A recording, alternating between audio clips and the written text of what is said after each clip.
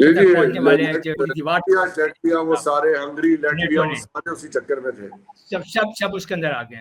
उसके बाद दूसरा जो उनका था वो जो ऑब्जेक्टिव रशिया का, कि उन्होंने रशियन स्पीकिंग जो टेरिटरीज थी, डॉनबास के जो इलाका था, ज़ेपोरिजिया का इलाका था, और एक और खैरसन का इलाका जो था, उन पर उन्होंने कब्जा कर लिया है। अब ये एरिया जो है ये मिलकर बनते हैं एक what we call in the military terms a perimeter of security. ये एक बफर जोन बन गया है। अब जितने भी अगर यूक्रेन की साइड से या यूरोप की साइड से अगर कोई ऑफेंसिव आते हैं, तो Russia has a buffer zone, a perimeter of security, जिसके अंदर वो उनको रोक सकते हैं और यहाँ उनको डिले कर सकते हैं कि अपने स्ट्रेटजी जो है उनको वो एम्प्लॉय कर सके। तो ये दो ऑब्जेक्टिव तो उसको हो गए, मिल गए हैं already. President Trump has already said that Ukraine will not become part of NATO, one, and these occupied territories will not be returned to Ukraine. तो पुतिन के तो सारे जो दो मोस्ट क्रिटिकल वॉर ऑब्जेक्टिव से वो तो अचीव हो गए हैं। अगर उनके एम्बिशन पे क्यों ओवररिएक्ट कर रहे हैं ये मैक्रोन और ये ब्रिटिश, व्हाई आर दे ओवररिएक्टिंग?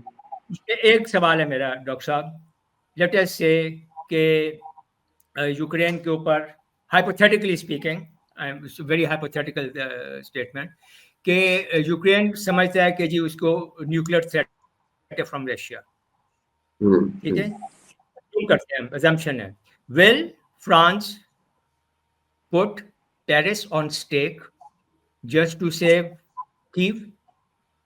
कि अगर कीव के ऊपर रशिया की तरफ से वो होता है हमला एक स्ट्रेटेजिक वेपन सिस्टम्स के साथ, तो क्या फ्रांस रिएक्ट करेगा और अपने तमाम शहरों को और पेरिस वगैरह को भी और सारे मुल्क को वो एक फ्रांस ने बना लेगा?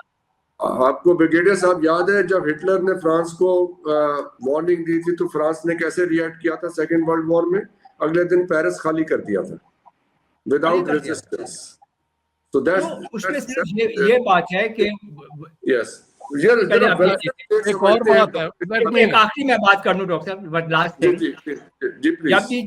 जब भी जंग की बात होती है इसमें दो चीजें देखी जाती हैं, one is your capability and capacity, कि आप में कुव्वत कितनी है, and the other is your intent, आपका इंटेंशन क्या है, आपने करना क्या है।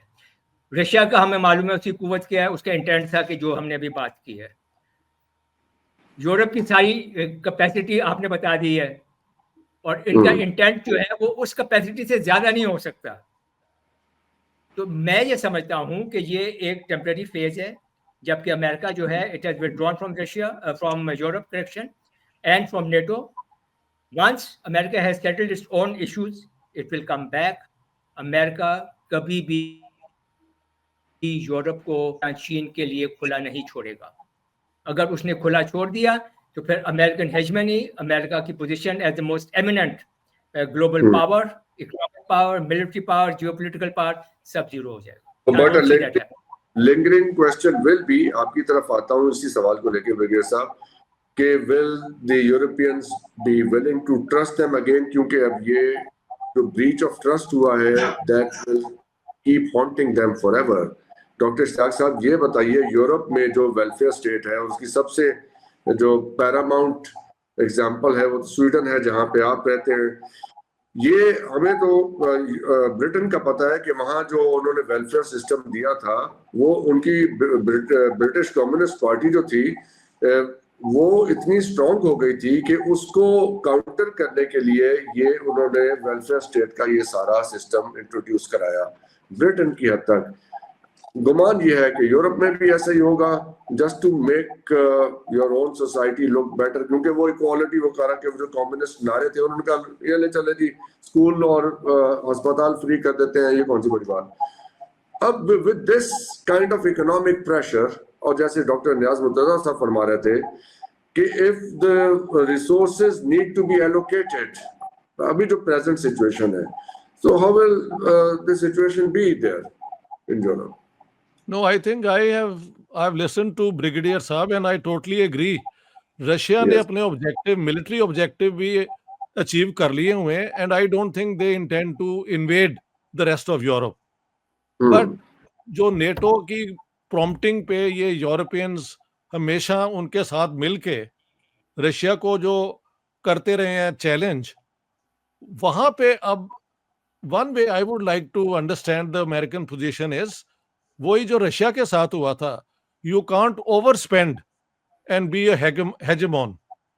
सो दे हैड ओवर स्पेंड, जिसको वो अब करेक्ट करने की कोशिश कर रहे हैं। एंड आई थिंक ये थोड़ी देर के बाद ये टेम्पररी फेज है। The Europeans and the Americans will again come together, but not with the same sort of, वो जो होता है चैलेंजिंग कह लें, प्रोवोकिंग, जो एक उनका अप्रोच रहा है। डॉक्टर साहब, यही तो ब्रिगेडियर साहब के सामने में सवाल रखा था, अब वो क्या वो कॉन्फिडेंस होगा in that coming together as it was before? But you see, states come together and they move away from one another as it suits the elites which are in power. And so this is not very surprising that this can happen again. I think a new balance of power will emerge once Trump has settled his sort of economy.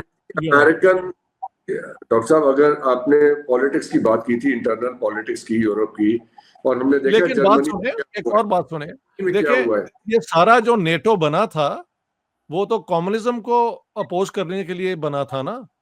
And once communism came crashing down, उसकी बुनियाद ही कोई नहीं थी। तो अब जो नया की ना, पहले वो इस्लाम हैज ब्लडी बॉर्डर्स की बुनियाद फराहम की गई, उसे उसकी एग्जिस्टेंस को मेंटेन करने के लिए उन्होंने खुद ही बुनियादें फराहम की।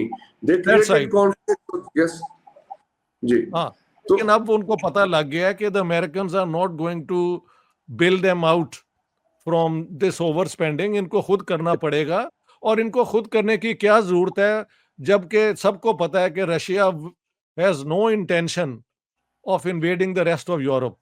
एक मुल्क को हमने एक्सपीरियंस किया है कि यूक्रेन को अटैक करके ये कोई वो क्या कहते हैं, वॉक ओवर तो नहीं हुआ। It's been a bloody war, और पता नहीं कितने रशियन मारे गए हैं।